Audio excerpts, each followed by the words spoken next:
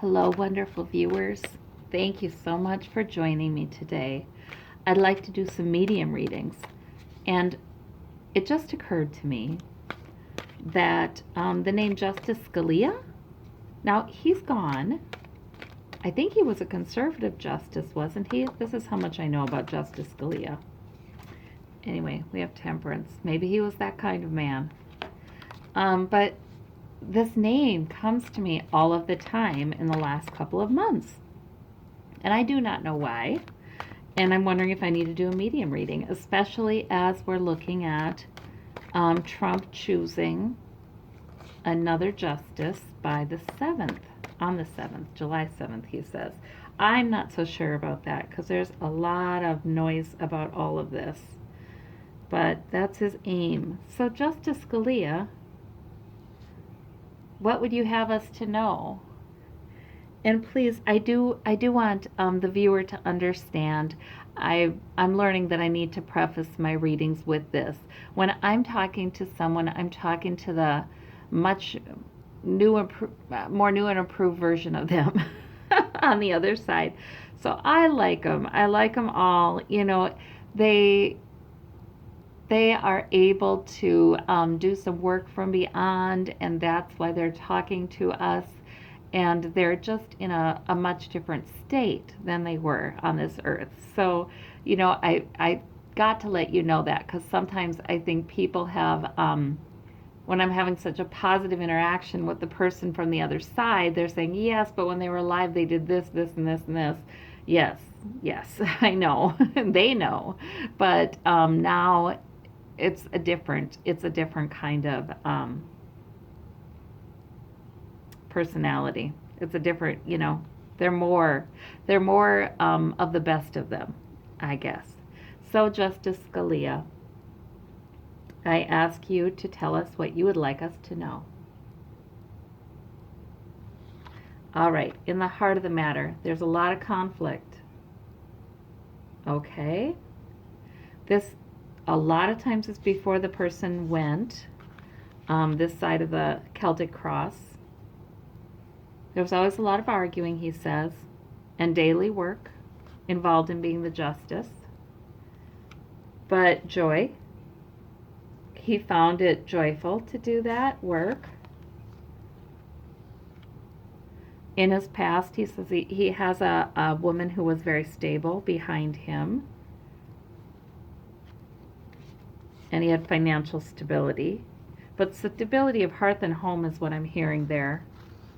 And above it all, we have the Six of Pentacles, giving. Okay.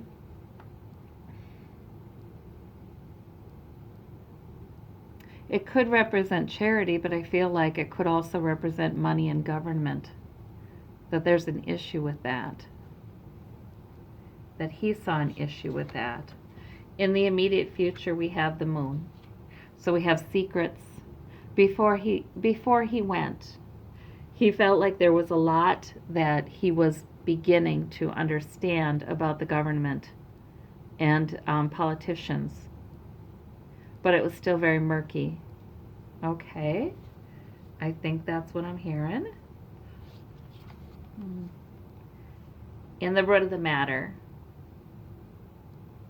Yeah, I feel like he's saying, as a justice of the Supreme Court, justices are always concerned with stability and balance.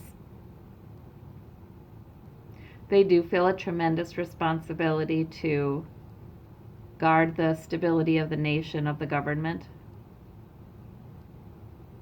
Unfortunately, that means that sometimes decisions are made for the sake of stability.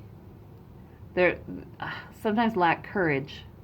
He's saying he sometimes lacked courage. They sometimes lack courage as a group. Politicians sometimes lack courage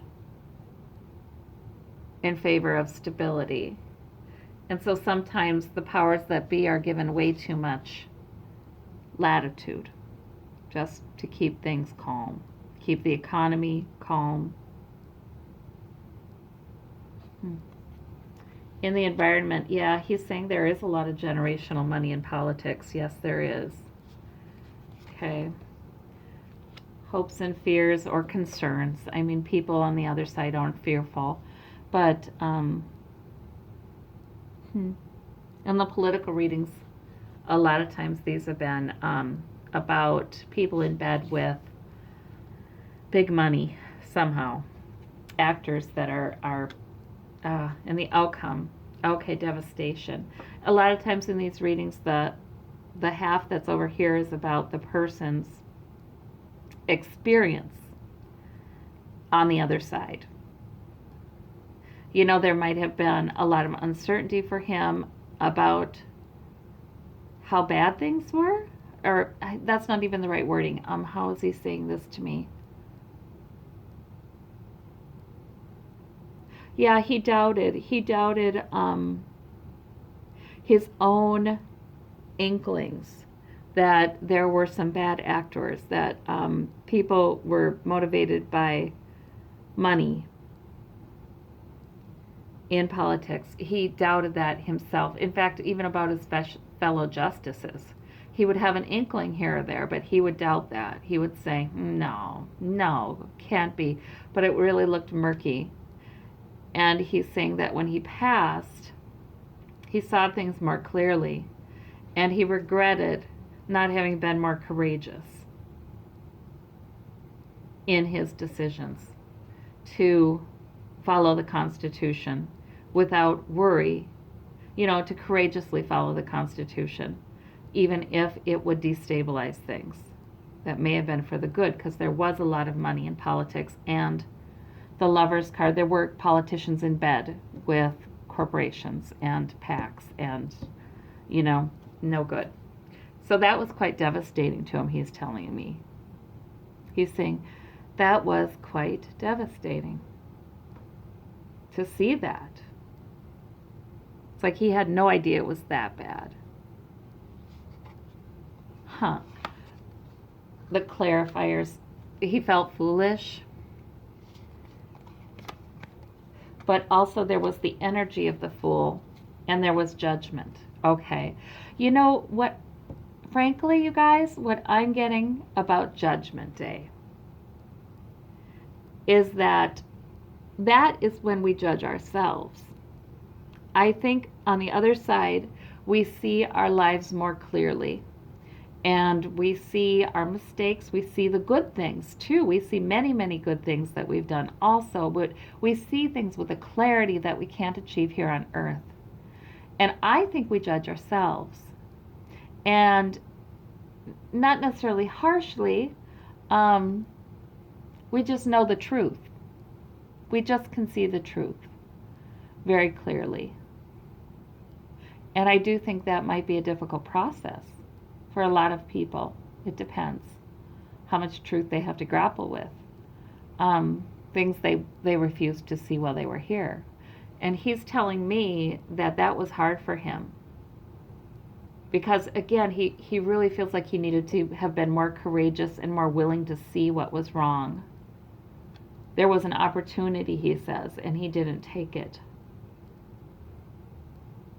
So he felt like a foolish, but he also saw how the energy of the fool had beckoned him to go ahead and step out into the unknown and rule in such a way, make rulings in such a way that it could have made a lot of change for how Citizens United. Was he in when Citizens United was up?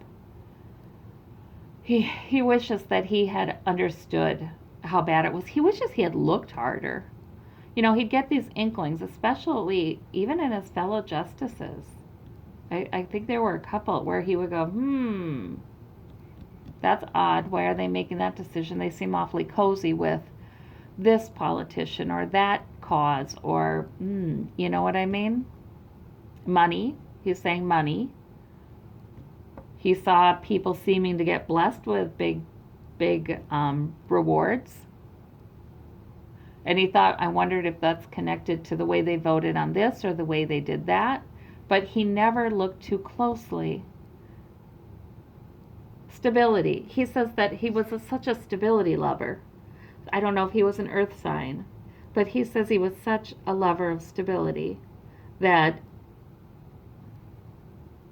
he thought he was always doing the right thing to put the stability of the nation and the economy so high on the priority list. But then after he left, he realized he'd actually been cowardly sometimes. So he judged himself for that, and he did not like that. And he saw how the different times in his life when the energy of the fool was beckoning him to go ahead and step out into new territory. And even if he didn't know how much it might destabilize things for a while, this decision, or how much outrage there might be, or what have you, he didn't really care about outrage. He's telling me that didn't bother him. What bothered him was the worrying about the stability of the economy and the government. That's what bothered him. The stability of our faith in our leaders, the stability of our faith in our government. He was willing to let some things remain hidden to preserve that stability and security. And now that he's on the other side, he says, I should not have. I should not have. He sees lots of missed opportunities. He says he was just so sure he knew what he was doing. He was just so sure from his vantage point of many years of service.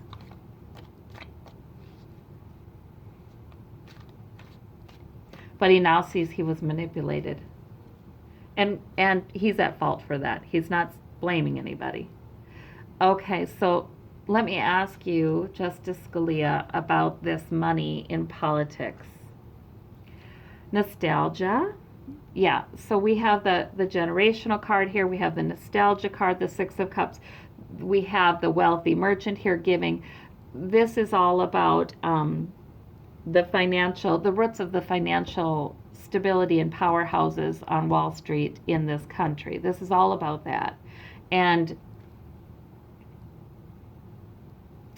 you know, wanting it to stay the same people who became very powerful as this nation grew. The same people. They've known each other since childhood. Their families have known each other since the beginning. That's what he's talking about. He's saying that those families are way too powerful. There are a network of them, and they are too powerful, and they know each other, and, you know, it turns out to be a small world at the top, he says. So, and they do know each other, and they do have way too much money in politics, and they are governing. He's just saying they are governing to a large extent. And he gave up his power to them to a greater extent than he thought he did. Okay, let me look at this. 8 of Pentacles.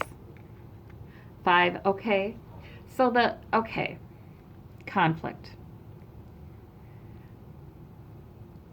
The daily work was arguing cases, but I don't think that's what it is. I think he's saying there was a lot of conflict about the working person.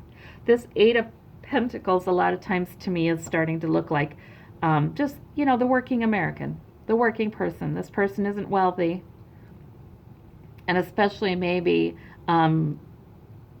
lower middle class, working class, especially there's a lot of conflict about them and about what was best for them. And he had a lot of internal conflict. There was a lot of arguing. There were justices. He said there were justices on the court very concerned about what was happening to working America, very concerned about what was happening with erosion of labor unions and workers' rights. And, you know, there were a lot of people quite concerned about that, a lot of arguing. It's like I hear him saying, you have no idea how much arguing there was about this. This is an issue that the court cares about. But he says he erred in favor of stability when he should have erred in favor of this man, the working American. Okay, let me clarify this conflict. The Lover's card again. I think he's saying that there are justices on the court that are in bed with big business. I think that's what he's saying. He's saying some of the conflict was between people who were trying to stand up for the working class, the middle class, and those justices that were in bed with big business that were not indeed, they weren't on the up and up. I feel like he's saying there's two of them. There were two of them. And two is a lot on the Supreme Court. So this Queen of Pentacles, oh, and the Judgment there too, in his past. Okay.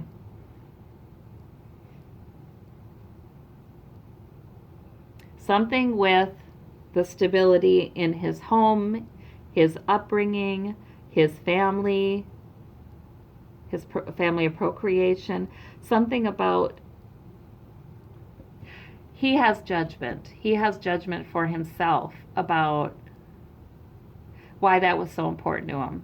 You know, about how he almost deified that security.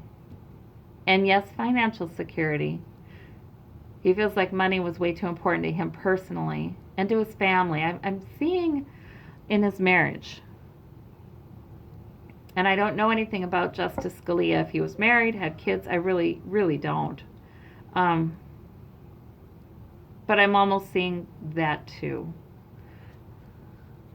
Like he and his wife were together on that, and that was another reason why, you know, he just felt so entrenched, complacent, comfortable, but not quite with this moon. He wasn't too interested in looking at the sources of discomfort for him. He wasn't too interested in that, and he wishes he would have been. Okay, let me look at this. Yeah, the moon card. Yep. He's saying, yeah, he was seeing indications that big business was giving to politicians and perhaps even to fellow justices. Like I said, a couple of them. He was seeing that.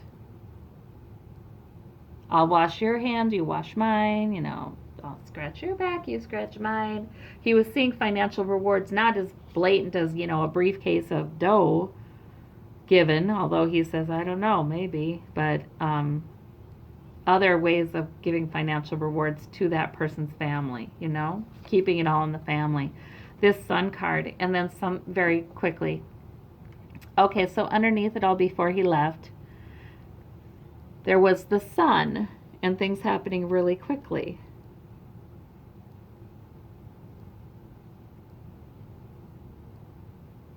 I don't know. I feel like that, I really do feel like that is joy. I feel like he is saying he did have some very good things in his life, and he saw his loved ones before he went, and when he saw the other side, the light on the other side, he was very joyous. It's like things happened very quickly. Did he decompensate very quickly, like the final decompensation? You know what I mean?